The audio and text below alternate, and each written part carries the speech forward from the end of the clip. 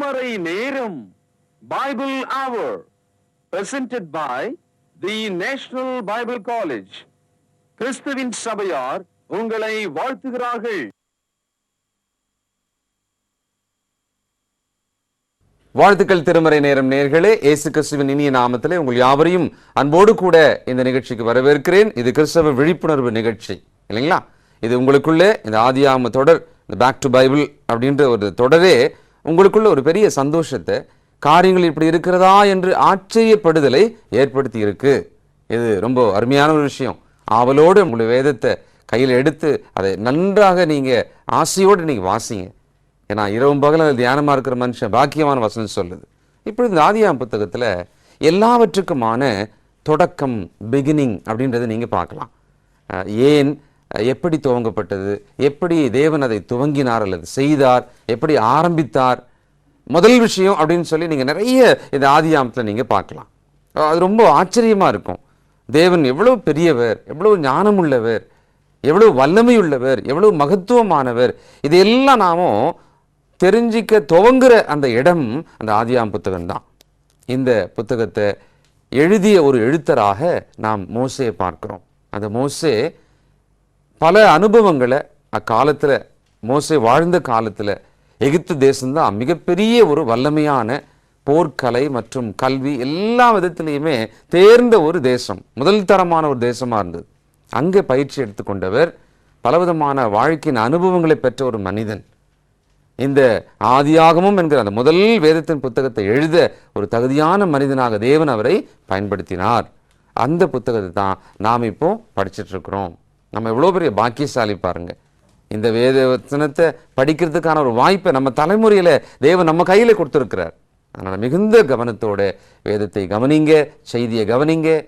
இதன் வழியாக உங்களுக்குள்ள தேவனுடைய நன்மை ஆசீர்வாதமும் வருவதாக. செய்தி போகலாங்களா? இந்த நாளில் நம்முடைய செய்தியாளர், தேசிய வேதாகம கல்லூரியினுடைய கல்வித்துறை தலைவர் டாக்டர் பீட்டர் சாலமன் ஐயா அவர்கள். வணக்கம் திருமறை நேர நேயர்களே.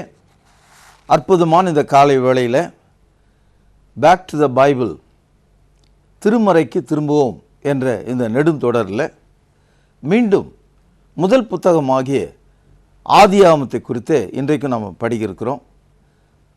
நேற்று நம்ம கவனித்தோம், கர்த்தர் எப்படி மோசேக்கு 400 ஆண்டு கால அடிமையிலாக வாழ்ந்த அவர்களுக்கு அவர்கள் யார் என்பதை சொல்வதற்காக எழுதப்பட்ட புத்தகம்தான் ஆதியாகமம் என்று நாம் புரிந்து கொண்டோம். ஆனால் அந்த ஆதியாகம புத்தகம் நமக்கும் பயன்பட வேண்டும் என்பது தேவனுடைய விருப்பமாக இருக்கிறது. முதலாவது, இது அன்றைய இஸ்ரவேலர்களுக்கு அவங்களுடைய வரலாற்றை அவர்களுக்கு சொல்வதற்காக எழுதப்பட்டது. ஆனால் இது தேவனுடைய வரலாறாக இருக்கிறதுனால அவரை பின்பற்றுகிற மக்களாகிய நமக்கும் இது ஒரு பாடமாக, செய்தியாக, போதனையாக வைக்கப்பட்டிருக்கிறது. முதலாவது, தேவன் பேசுகிறவராக இருக்கிறார். அதை கவனிச்சிங்களா நீங்கள்? ரெண்டாவது, தேவன் பேசினவைகளை எழுதி வைக்கும்படியாக மனிதனுக்கு சொல்லுகிறார். இதுதான் இந்த பைபிளினுடைய ஒரு சிறப்பு. 2 தீமோத்தேயு 3வது அதிகாரம் 16வது வசனம், வேத வாக்கியங்கள் எல்லாம், பேனாவில் அடிக்கோடிடுங்கள், வேத வாக்கியங்கள் எல்லாம் தேவ ஆவினாலே அருளப்பட்டிருக்கிறது. அருளப்பட்டிருக்குதுன்னு சொன்னால் கொடுக்கப்பட்டிருக்கிறது. எப்படி கொடுக்கப்பட்டிருக்கிறது? தேவனுடைய ஆவினாலே தேவனுடைய வாக்கியங்கள், அதாவது வசனங்கள் நமக்கு இப்பொழுது கொடுக்கப்பட்டிருக்கிறது.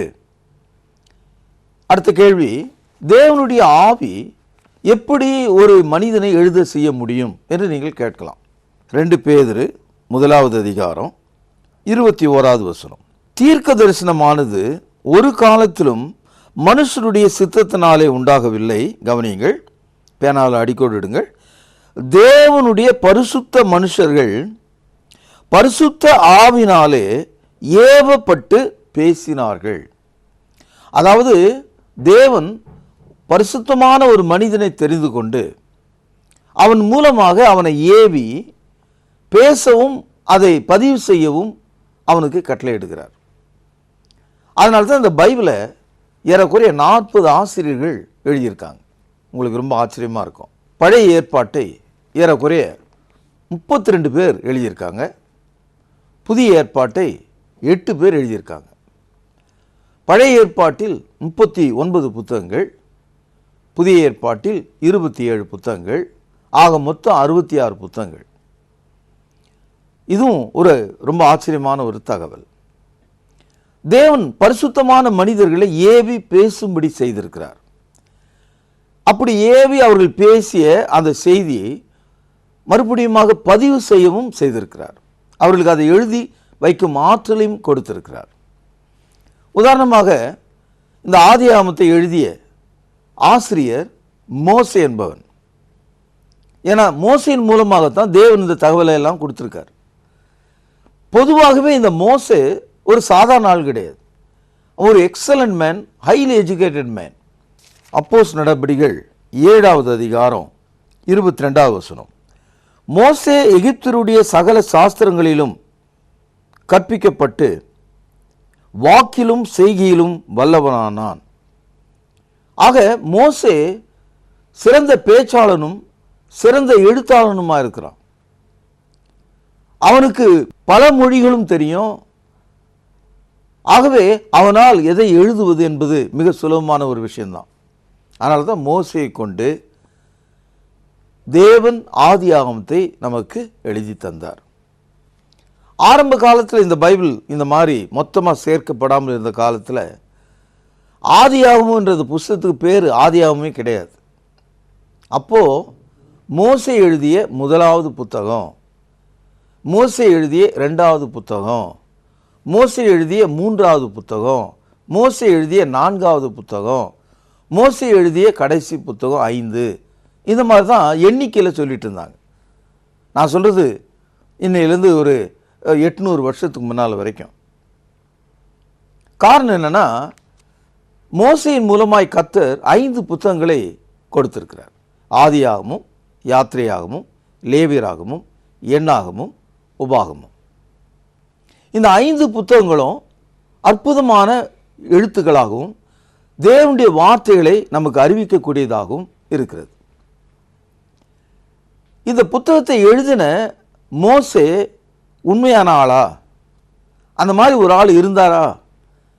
அந்த மாதிரி ஒரு ஆள் கிடையவே கிடையாது என்று சிந்திப்பதற்கு உங்களுக்கு உரிமை இருக்கிறது. ஆனால் இந்த பைபிளுடைய ஒரு சிறப்பு என்னன்னா, எப்படி இப்பெல்லாம் ஒரு பூட்டு வாங்கணும்னா 2 சாவி தருவாங்க. ஒரு சாவி தொலைந்தாலும் மறு சாவியால் அந்த பூட்டை நாம் திறந்துடலாம். அது மாதிரி இந்த பைபிளுடைய ஒரு அலாதியான ஒரு விஷயம், 2 சாவிகளைப் போல எந்த ஒரு முக்கியமான விஷயமும் பைபிளில் 2 இடத்துல பேசப்பட்டிருக்கு. 2 இடத்துல எதெல்லாம் பேசப்பட்டிருக்குதோ அதுதான் தேவனுடைய வார்த்தை என்பதை நாம் புரிந்து கொள்ளலாம். அதாவது பைபிளில் இருக்கிற எல்லா தகவல்களும் ஜோடி ஜோடியாக இருக்கிறது. ஏசாயா 34ஆம் அதிகாரம் 16வது வசனம். Bible messages, thoughts, teaching always ஏ பேர். அவைகள் ஜோடி ஜோடியாக இருக்கிறது. இப்போ மோசே என்பவன் தேவனுடைய மனிதன்.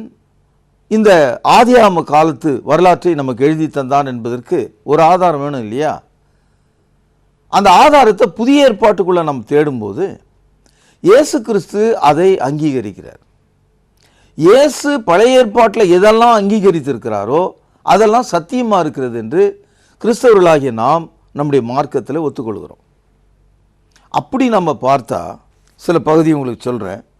உங்களிடத்தில் வேதாகமம் இருந்தால் மத்தேயு 8வது அதிகாரம் 4வது வசனம், மார்க்கு 12வது அதிகாரம் 26வது வசனம். அதுக்கு அடுத்த புத்தகம் லூக்கா 10ஆம் அதிகாரம் 29ஆம் வசனம். அதுக்கு அடுத்த புத்தகம் யோவான் 7ஆம் அதிகாரம் 19வது வசனம். இந்த வசனங்கள்லாம் நீங்கள் வாசித்தீங்கன்னா இயேசு கிறிஸ்து மோசேயை குறித்து சொல்லுகிறார். மோசே அவைகளை எழுதியிருக்கிறான் என்று சொல்லுகிறார்.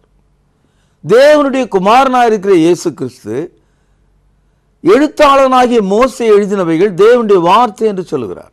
அதனால்தான் ஆதியாகமம் 1:1 எல்லாவற்றையும் நாம் நம்புவதற்கு காரணம் இயேசு அதை அங்கீகரித்திருக்கிறார். இந்த மோசே இவைகளை எல்லாம் எழுதும்படி ஆரம்பம் முதலே அவனுடைய நடவடிக்கைகளை நம்மால் பார்க்க முடியும். உதாரணமாக யாத்திரையாகமம் 24ஆம் அதிகாரம் 4வது வசனம், மோசே கர்த்தருடைய வார்த்தைகளை எல்லாம் கவனியுங்கள், அடிக்கோடிடுங்கள், எழுதி வைத்து அதிகாலமே எழுந்து மலையின் அடியிலே ஒரு பலிபீடத்தை கட்டி இஸ்ரவேலருடைய 12 கோத்திரங்களுடைய இலக்கத்தின்படியே 12 தூண்களை நிறுத்தினான். 24ஆம் அதிகாரம் 12வது வசனம், அப்பொழுது கர்த்தர் மோசேயை நோக்கி, நீ மலையின் மேல் என்னிடத்திற்கு ஏறி வந்து அங்கே இரு, நான் உனக்கு கற்பலகையும் நீ அவர்களுக்கு உபதேசிப்பதற்கு நான் எழுதின நியாய பிரமாணத்தையும் கற்பனைகளையும் கொடுப்பேன் என்றார். இந்த இடத்துல மோசே எவ்விதமாக தேவனுடைய வார்த்தைகளை பெற்றுக்கொண்டான் என்ற ஒரு தகவலை இங்கே நம்ம பார்க்கிறோம். அதாவது அவன் மலையில் ஏறி சென்ற போது கர்த்தர் அவனுக்கு கற்பலகையிலே எழுதி அவனுக்கு உபதேசித்து சொன்னவைகளை அதே 24ஆம் அதிகாரம் 4ஆம் வசனத்தில் அதை அவன் எழுதி வைத்தான் என்ற ஒரு தகவலையும் நம்ம பார்க்கிறோம். அதனால தான் தேவன் தமது வார்த்தைகளை மனிதனுக்கு ஏவி அல்லது அவரே எழுதி அதை அவன் கையில் கொடுத்திருக்கிறார். அதை ஒரு தகவலாக அந்த பரிசுத்த மனிதனாகிய மோசே அவைகளை அவன் எழுதி வைத்து அதற்காக கடவுளுக்கு நன்றி செலுத்தும்படி ஒரு பலிபீடத்தையும் கட்டி பலிகளை தந்து இஸ்ரவேலருடைய இலக்கத்துக்கு தக்கதாக 12 தூண்களை நிறுத்தினான் என்றும் பார்க்கிறோம். ஆகவே மோசே தான் அதை எழுதினான் என்பதற்கு இயேசு கிறிஸ்து அதனுடைய சாட்சியாக இருக்கிறார். அடுத்தது அப்போஸ்தலர்கள் இந்த மோசேனுடைய வார்த்தைகளை குறித்து என்ன சொல்கிறார்கள் என்று பார்ப்போம். அப்போஸ்தலர் நடபடிகள் 26ஆம் அதிகாரம் 22ஆம் வசனத்தில் பவுலடியார் மோசேயினுடைய வார்த்தைகளை குறித்து அங்கீகரிக்கிறார். ரோமர் 10வது அதிகாரம் 19ஆம் வசனத்தில் தேவனுடைய வசனம் பூச்சக்கரம் எங்கும் போகிறதாக பவுலடியார் எழுதியிருக்கிறார். 1 கொரிந்தியர் 9வது அதிகாரம் 9லிருந்து 12 வசனங்களை வாசித்தோம்னா அங்கே மோசேயினுடைய வார்த்தை அங்கீகரிக்கப்பட்டிருக்கிறது நம்ம பார்க்கலாம். அதே போல 2 கொரிந்தியர் 3வது அதிகாரம் 15வது வசனத்தில் மோசேயினுடைய வார்த்தைகளை குறித்த குறிப்பை நாம் பார்க்கலாம். ஆகவே அப்போஸ்தலர்களும் மோசேயை அங்கீகரிக்கிறார்கள் என்று நாம் பார்க்கிறோம். அப்போது இதுவரைக்கும் 2 தகவலை நம்ம பார்த்தோம். மோசே என்ற அந்த ஆதியாம காலத்து புத்தகத்தை எழுதிய மனிதனை 2000 ஆண்டுகளுக்கு முன்பாக வந்த மேசியாவாகிய இயேசு கிறிஸ்து அங்கீகரித்திருக்கிறார். அவருடைய அப்போஸ்தலர்கள் அங்கீகரித்திருக்கிறார்கள். மோசே அவன் எழுதிய அந்த புத்தகத்திற்குள்ளே அந்த வார்த்தைகளை எவ்விதமாக அவர் பெற்றுக்கொண்டார் என்றும் அந்த கற்பலகையை எவ்விதமாக அவர் பெற்றார் என்றும் அவர் எழுதி வைத்ததனால் நமக்கு இந்த தகவல் புரிகிறது. நண்பர்களே, இந்த புத்தகம் இன்றைக்கு ஆதி ஆகமம், ஆதினா காலங்கள் தொடங்குவதற்கு முன்னால அப்படின்னு அர்த்தம். அதனால தான் அதை ஆதி ஆகமம். ஆனால் ஆங்கிலத்தில் பார்த்தீங்கன்னா ஜெனிசஸ்ன்னு வந்திருக்கு. ஜெனிசஸ்னால் என்ன அர்த்தம் தெரியுங்களா? இப்போ சென்சஸ்ன்னு சொன்னால் மக்கள் தொகையை கணக்கெடுக்கிறாங்க, அது அர்த்தம் ஆகுது. ஜெனிசஸ்ன்னு சொன்னால் மக்கள், அதாவது ஜெனரேஷன்ஸ், மனிதர்கள் எவ்விதமாக குடும்பமாக இருக்கிறார்கள். ஆக ஆங்கிலத்தில் வரும்போது இந்த புத்தகத்தை ஏன் ஜெனிசஸ்ன்னு சொன்னாங்கன்னா, ஆதியாம காலத்தில் தேவனால் உண்டாக்கப்பட்ட அந்த மனிதன் எவ்விதமாக பலுகி பெருகி பல குடும்பங்களாக மாறி பூமியை நிரப்பினார்கள் என்ற அந்த தகவலை சொல்வதற்கான ஒரு புத்தகமாக இருந்ததுனால அதை ஆதி ஆகமம் என்ற அந்த தமிழ் வார்த்தையை ஆங்கிலத்தில் படிக்கும்போது ஜெனசிஸ் என்று நாம் படிக்கிறோம். மூல மொழியிலும் அப்படி தான் இருக்குது. இந்த புத்தகம் இப்படி கூட நம்ம சொல்லலாம், ஆரிஜின், எல்லாவற்றும் துவக்கம் அப்படின்னு நம்ம அழைக்கலாம், அல்லது சோர்ஸ், அதாவது எல்லாவற்றுக்கும் ஆதாரம் என்று கூட நம்ம அழைக்கலாம், அல்லது இந்த புத்தகத்தை எல்லாவற்றுக்கும் துவக்கம், பிகினிங் என்று கூட நம்ம அழைக்கலாம். காரணம் என்னென்னா, இந்த எல்லா வார்த்தைகளும் அதுக்குள்ள அடங்குகிற வார்த்தையாகவே விஷயமாகவே இருக்கிறது. ஆகவே நீங்கள் ஆரிஜின் சொன்னாலும் சோர்ஸ்ன்னு சொன்னாலும் பிகினிங்னு சொன்னாலும் எல்லாமே ஒரே அடிப்படையான விஷயங்கள் தான். காரணம் என்னென்னா, தேவன் ஆதியிலே வானத்தையும் பூமியும் சிருஷ்டித்தார் என்பது தான் ஆதியாகமத்தினுடைய முதல் வசனம். பைபிளில் நீங்கள் பார்த்தீங்கன்னா தமிழ் வேதாகமத்தில் ஆதியிலே தேவன் வானத்தையும் பூமியையும் சிருஷ்டித்தார் அப்படின்னு நம்ம படிக்கிறோம். ஆனால் மூல மொழியில் இந்த வசனம், அதில் உள்ள ஒவ்வொரு வார்த்தைகளும் இப்போது நம்ம தமிழில் படிக்கிறோமே அந்த மாதிரியான கட்டமைப்பில் இல்லை.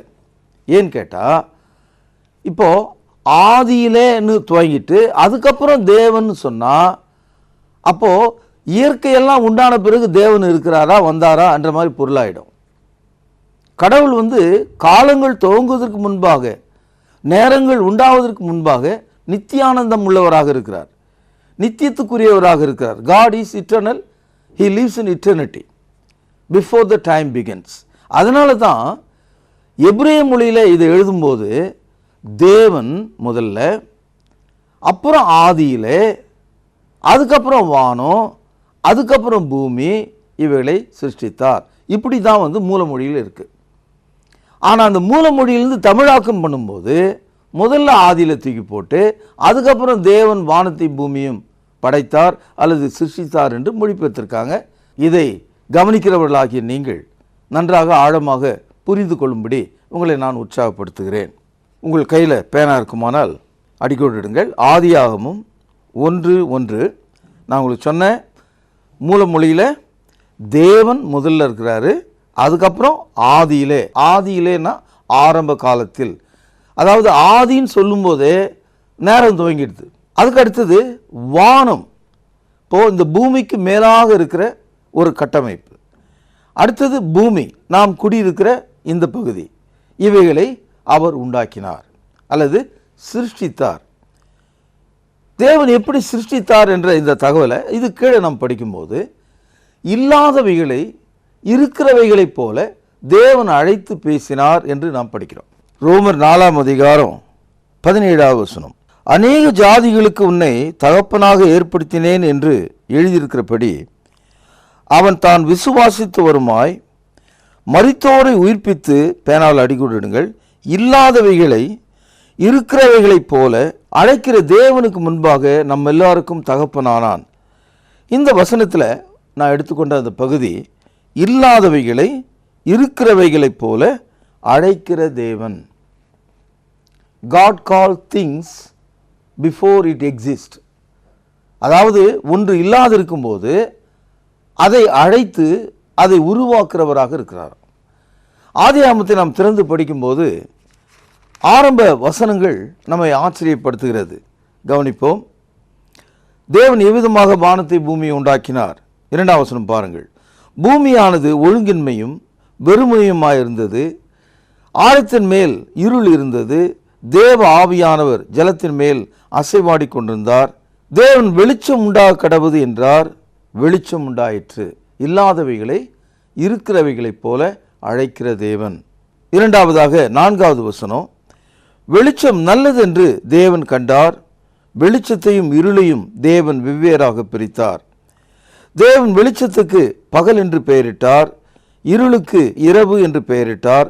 சாயங்காலமும் விடியற்காலமாகி முதலாம் நாளாயிற்று.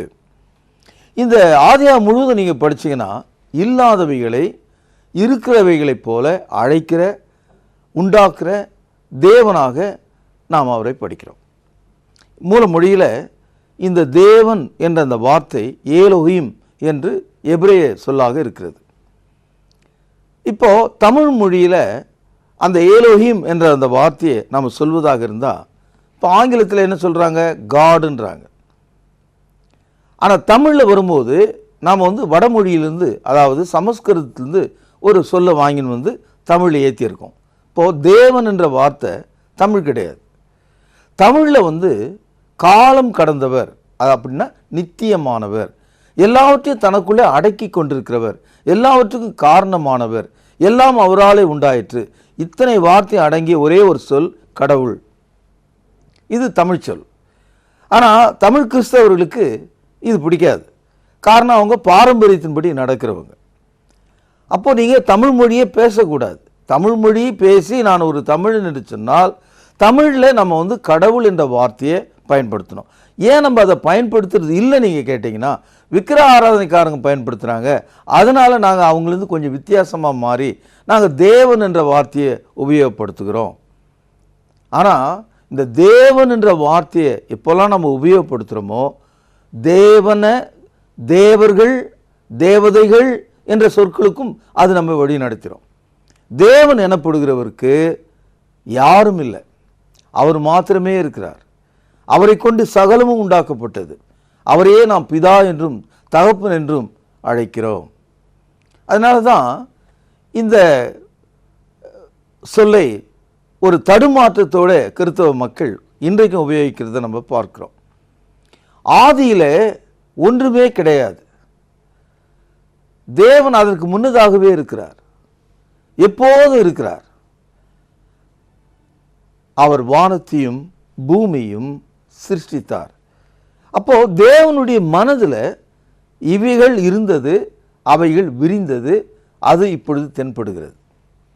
அதனால தான் இந்த உலகத்திற்கு எல்லா ஜீவராசிகளிலும், எல்லா உயிருள்ள வஸ்துக்களிலும், பொருட்களிலும் தேவனுடைய சிருஷ்டிப்பின் வல்லமையை நம்ம பார்க்க முடியும். ரோமருக்கு எழுதிய நிருபம் 1வது அதிகாரம் 20வது வசனம் கையில் பேனா இருந்தால் முழுக்க ஒரு சுழியிடுங்கள்.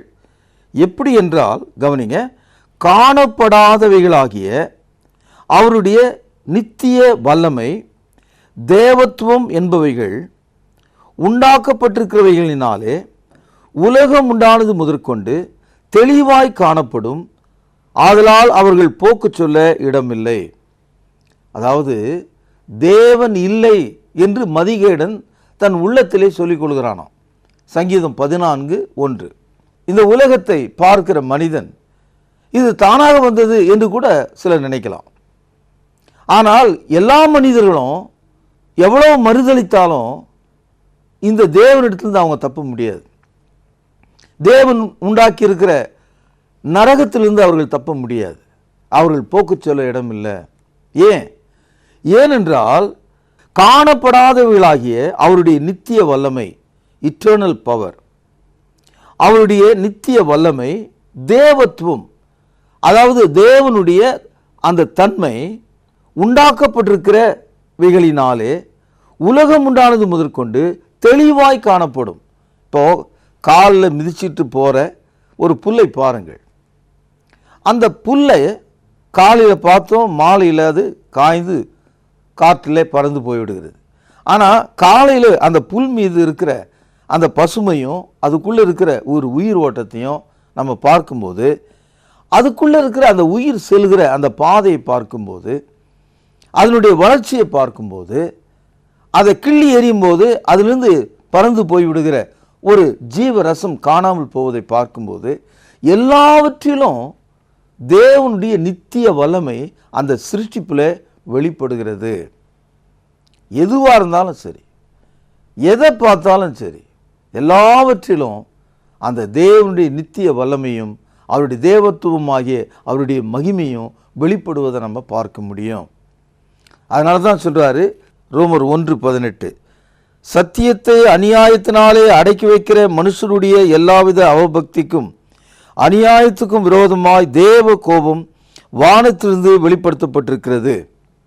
ஆகவே தேவனுடைய கோபம் உங்கள் மேல் வராதபடிக்கு, இது எனக்கு தெரியாது, இதை யார் உண்டாக்கினாரோ எனக்கு புரியல, இது தானாகவே வந்து விட்டது, இது இயற்கையில் உருவானது, இது ஒன்றிலிருந்து ஒன்றாக வந்தது என்றெல்லாம் நாம் தத்துவம் பேசினாலும் தேவனுடைய கோபாக்கினை ஒன்று இருக்கிறது, வானத்தில் வெளிப்படுத்தப்பட்டிருக்கிறது, ஏற்கனவே பூமியில் அவைகள் நிரூபிக்கப்பட்டிருக்கிறது.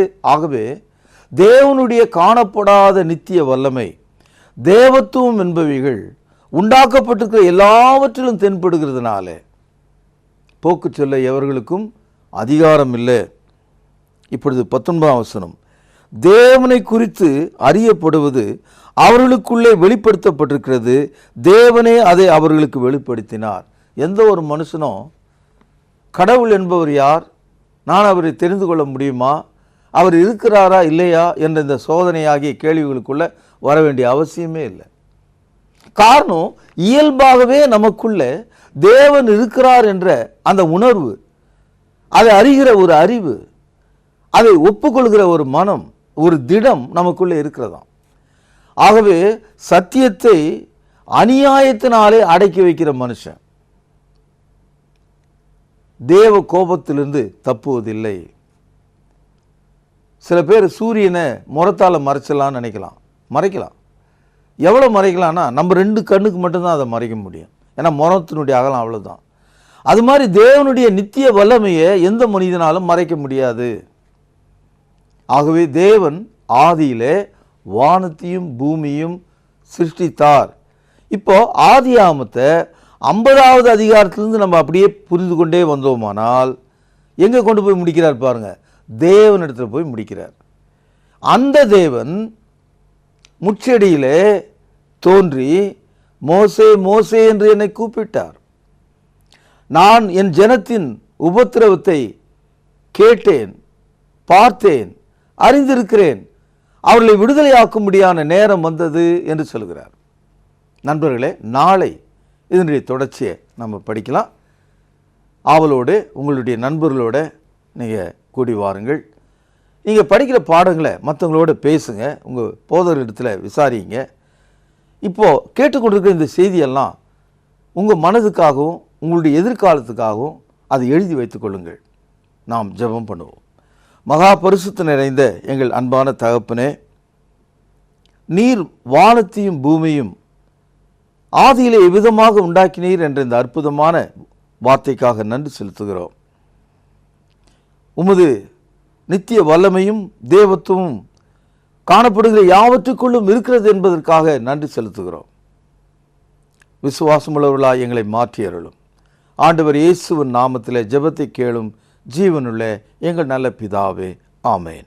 ஆண்டவராகிய இயேசு கிறிஸ்துவின் இனிய நாமத்திலே திருமறை நேர நேயர்களுக்கு காலை வாழ்த்துக்கள்.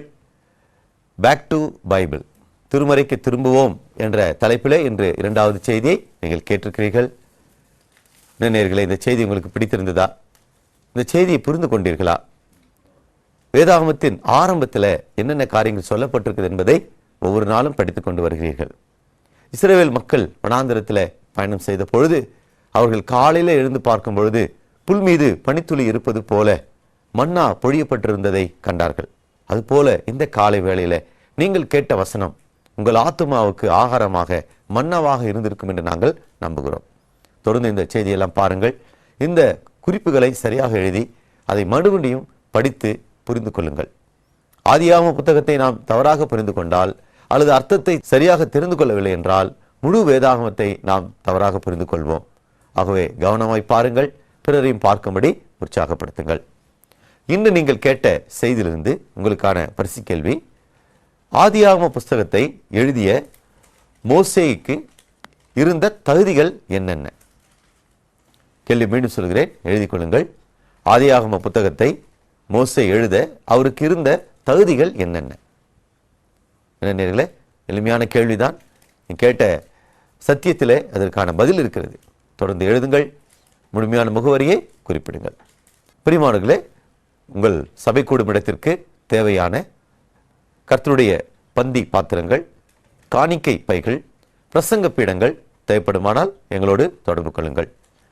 ஐயா அவர்கள் எழுதிய இறையியல் இலக்கணம், கிறிஸ்துவின் சபை, வேர்வை சக்தி போன்ற அரிய புத்தகங்கள் விற்பனைக்கு உள்ளது. தேவைப்படுவோர் தொடர்பு கொள்ளுங்கள்.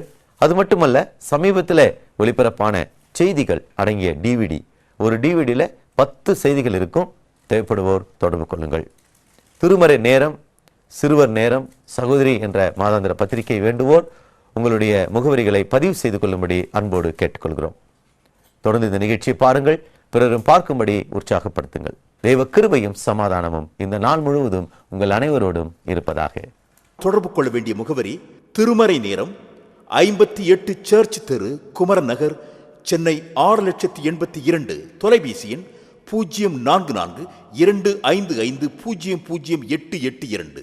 செல்போன் 9385500882.